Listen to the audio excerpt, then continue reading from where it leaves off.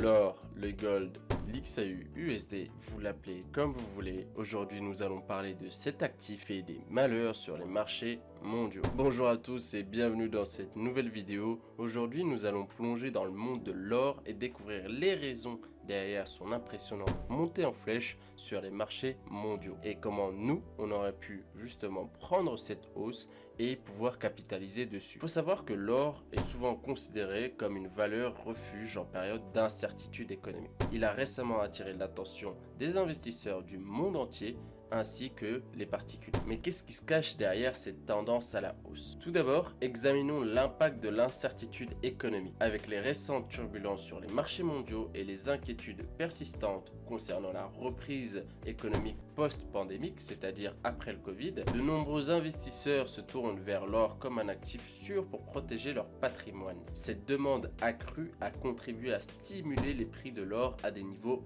record. L'or, avec sa nature intrinsèque de réserve de valeur, a attiré l'attention des investisseurs à la recherche des protections contre les risques d'inflation et de dévaluation des devises. De plus, la faiblesse du dollar américain a également joué un rôle majeur dans la montée en puissance de l'or. Pourquoi? Parce que du coup, l'or a été acheté principalement avec du dollar américain et quand le dollar américain perd de la puissance, l'or lui en prend.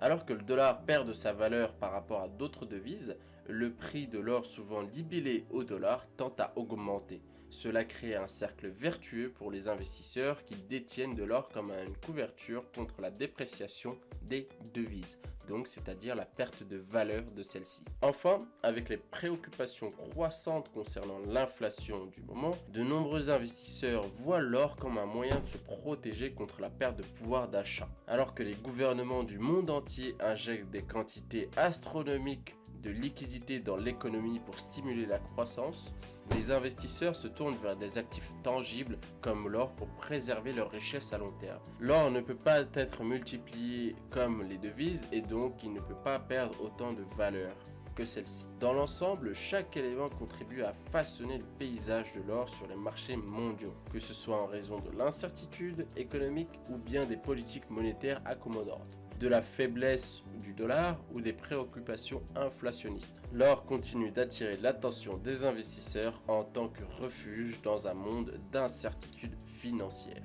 Et donc nous allons aller sur les graphiques pour voir comment on aurait pu monter dans le train avant même qu'il ne puisse partir de la gare. Et c'est parti. Et donc on se retrouve sur le graphique pour voir un peu comment on aurait pu anticiper cette hausse phénoménale du gold passant de 1984 à 2233 dollars l'once. Et donc comme vous pouvez le voir ici au niveau du 1er décembre, si je dis pas de bêtises, ou du 4, du 4, 3, 4 décembre, l'or a fait un ATH à plus de 2150 et a brisé de nouveaux records.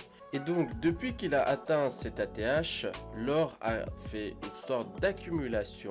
Il est monté, il est descendu, il est descendu, il est monté, jusqu'à nous faire cette explosion à la hausse. Comment nous, en tant que jeunes traders, on aurait pu essayer de prendre cette hausse?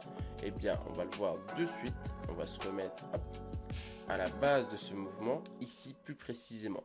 Donc, comme vous pouvez le voir ici, on est en 4 heures, on va trader en 4 heures, on va prendre notre position plutôt en 4 heures pour de l'investissement sur du moyen long terme, des trades à moyen long terme. Et donc déjà ici, en fait, sur cette semaine-là, comme vous pouvez le voir, du 15 février, on peut voir que le prix de l'or a commencé à s'essouffler un petit peu ici, avec des confirmations donc à la baisse en fait pour notre cloud et pour notre tableau des tendances. Et donc à ce moment-là, qu'est-ce qu'on peut faire? On peut s'attendre à un retournement de notre prix. Du coup, notre tableau des tendances en daily est passé haussier. Donc en un jour, il est passé haussier. Et donc nous, ce petit détail-là, il paraît ridicule, mais lui va tout nous dire en fait pour la suite. Donc en daily, on est passé haussier. Donc à ce moment-là, on voit que le prix de l'or a commencé à s'essouffler. Donc qu'est-ce qu'on va faire? On va s'attendre à un potentiel retournement du prix pour partir à la hausse. Donc comme on peut le voir, quelques temps plus tard, le tableau commence à passer vraiment de plus en plus au vert. C'est magnifique. Mais nous, ça ne nous intéresse pas pour l'instant parce qu'on n'a pas assez de détails, on n'a pas assez de confirmation pour pouvoir rentrer en position. Donc on va juste laisser passer, laisser couler et hop, là vous pouvez le voir, notre cloud est passé au vert, a commencé à passer au vert. Donc on va pas commencer à prendre une position maintenant. Ce qu'on va faire en fait, c'est qu'on va attendre que notre cloud passe entièrement au vert avant de pouvoir prendre une position sur celle-ci. Et donc on va laisser continuer. Hop, là vous pouvez le voir qu'il n'est pas encore complètement vert, donc on va pas le prendre en compte pour l'instant. Donc là, hop, vas-y, tac, tac, tac, c'est magnifique. Et là, il est passé entièrement au vert. Je suis même allé. Et donc là, vous pouvez voir que notre cloud est complètement passé au vert et notre tableau des tendances est complètement passé au vert, mis à part la minute. Mais bon, nous, vu qu'on va pas rentrer sur des positions à la minute, on va prendre une position comme ça avec notre graphique en 4 heures. C'est ce qui va nous intéresser vu qu'on va potentiellement capitaliser sur les prochaines semaines, voire mois qui arrivent. Donc là, à partir de là, on est venu dans notre cloud. Il est passé complètement aussi. On a clôturé à l'intérieur et notre tableau est aussi. Donc à partir de là, rien de plus simple, on va rentrer en position. Voilà, comme ceci. Et donc le seul problème qu'on va avoir pour l'instant, c'est de déterminer où est-ce qu'on va poser notre stop loss. Et donc là, en fait, on va essayer de savoir si vous êtes un profil plus safe, donc sécurité plutôt. Donc là, vous pouvez le mettre à presque 4000 pips de SL, mais moi, ça ne va pas forcément m'intéresser.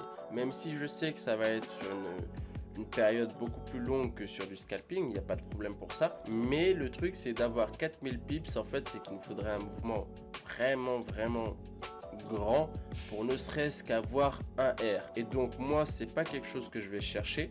Mais bon, si vous êtes un profil sécuritaire, vous pouvez très bien le faire. Moi, ce qui va plutôt m'intéresser, c'est cette ligne-là que vous voyez, qui représente du coup notre dernier point bas qui était là ici, avant de se faire casser, puis revenir dessus.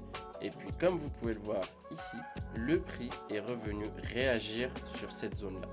Donc pour moi en fait, une fois qu'il l'a cassé, qu'il est revenu réagir dedans, pour moi c'est une zone assez safe. Donc je vais mettre mon stop loss au niveau de mon point le plus bas ici. Pas celui-là, celui-là. Et donc ça nous fait, on passe de quasiment 4000 pips à 924 pips. Et donc à ce moment-là, moi ça me va, c'est plutôt correct. C'est quelque chose que je vais pouvoir avoir en scalping par exemple. Donc ça me va. Là je vais mettre un TP à 2R potentiellement pour savoir justement où je vais mettre un BE. Donc si le prix part dans le bon sens, je vais pouvoir décaler mon stop loss à mon point d'entrée pour justement avoir un trade gratuit entre guillemets.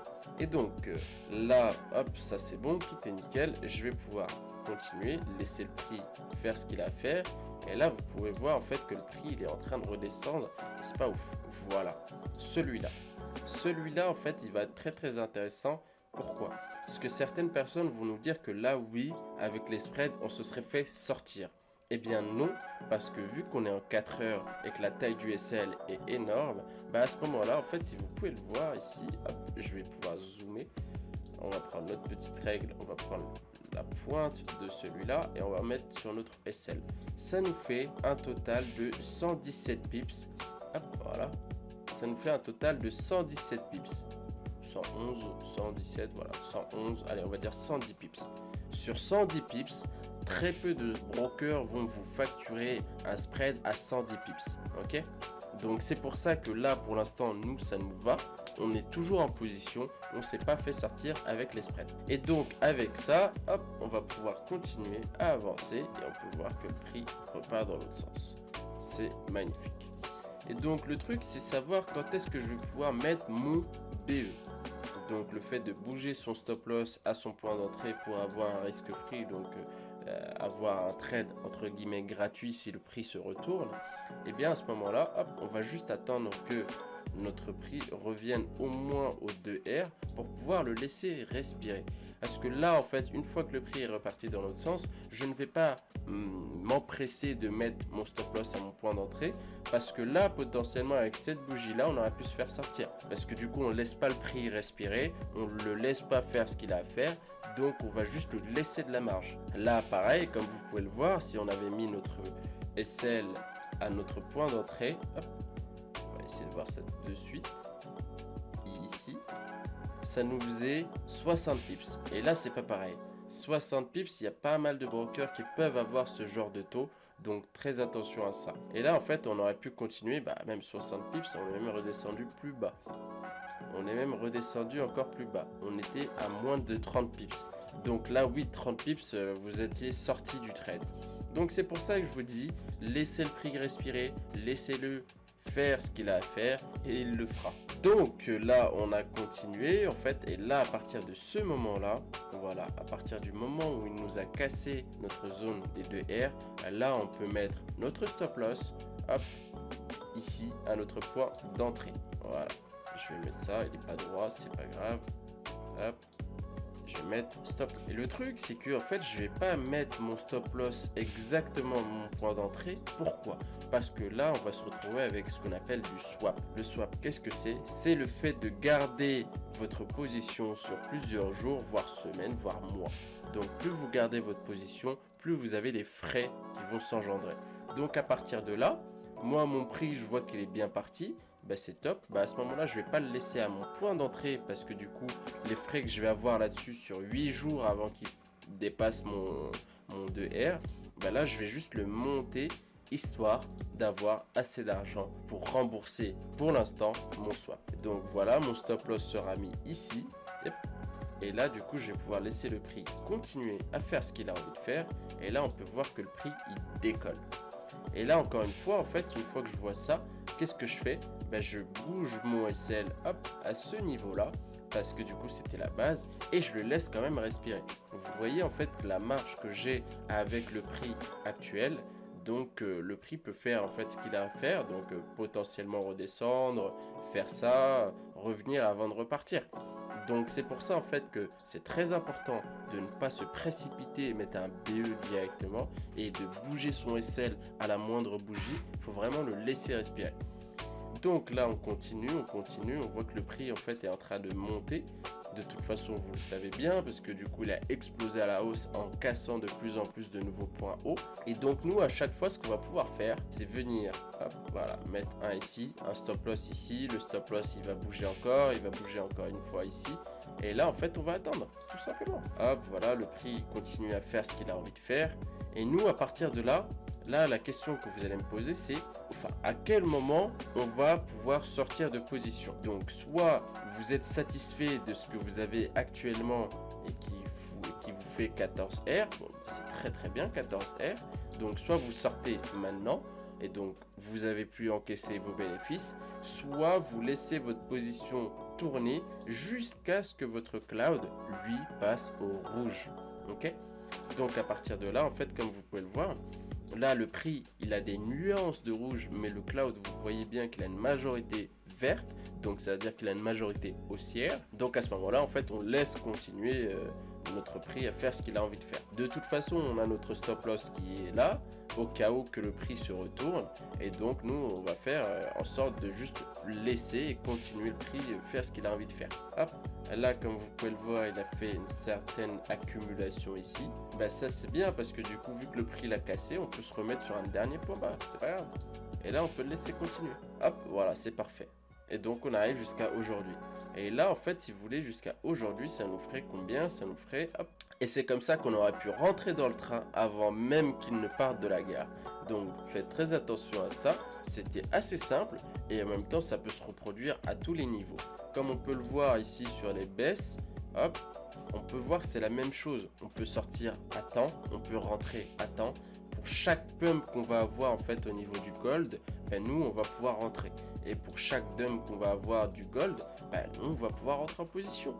Tout simplement, ok. Et donc là on va pouvoir capitaliser là-dessus simplement avec des confirmations très simples et avec une mise en place ultra simplifiée. Et donc voilà tout, c'était tout pour cette vidéo sur comment anticiper les pumps du gold. Et je vous invite à vous abonner à la chaîne, à lâcher un like et nous rejoindre sur Telegram. N'hésitez pas à regarder dans la bio pour savoir comment avoir les algos. Sur ce, je vous souhaite une bonne journée. Je vous dis à plus.